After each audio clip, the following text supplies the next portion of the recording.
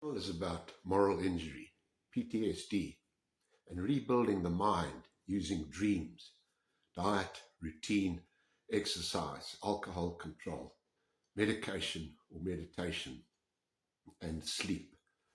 I'm Tug Morkel, former Special Forces, author of Tug's Trek, which is a memoir of moral injury. Today I want to talk about something most strong men experience, but they rarely discuss.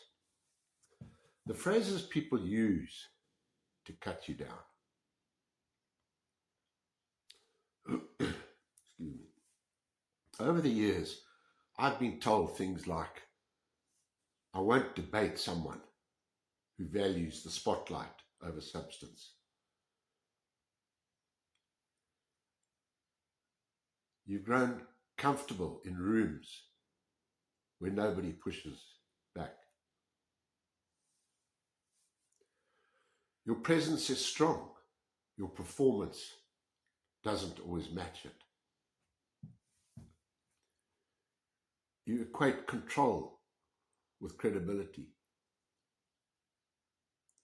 You talk a lot for someone who rarely says anything meaningful.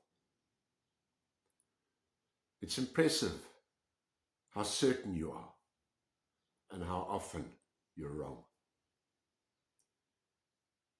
You're not intimidating. It's just louder than necessary.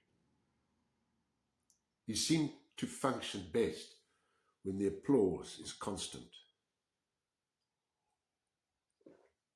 You don't want truth, just agreement. You're not deep.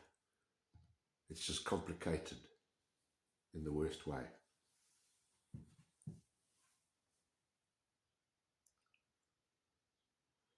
Those aren't casual remarks. They're precision strikes.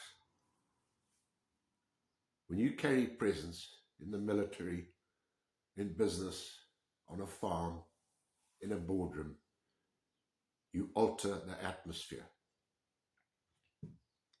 Some people lean in, others try to level you.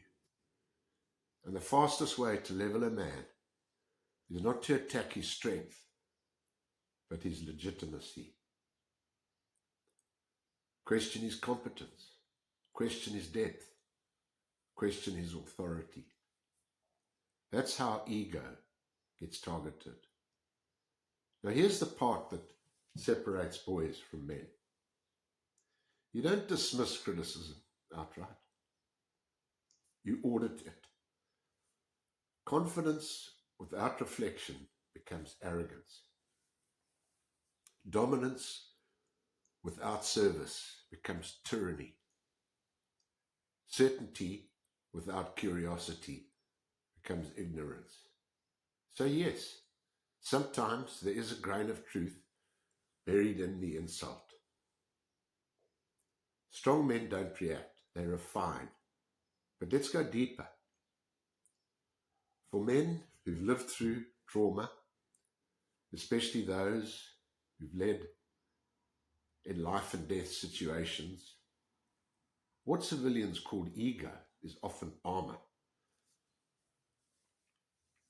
When you've been responsible for others, when hesitation could cost lives, your nervous system learns to trust decisiveness. That decisiveness can look like dominance. It isn't always ego. Sometimes it's conditioning. And here's where it bites. When someone says you don't want truth, just agreement, it stings. Because many men who've endured moral injury aren't seeking applause. They're seeking stability. They're seeking ground that doesn't shift. And certainty becomes a survival mechanism. Now here's the reframe. If someone says you're loud, you ask yourself,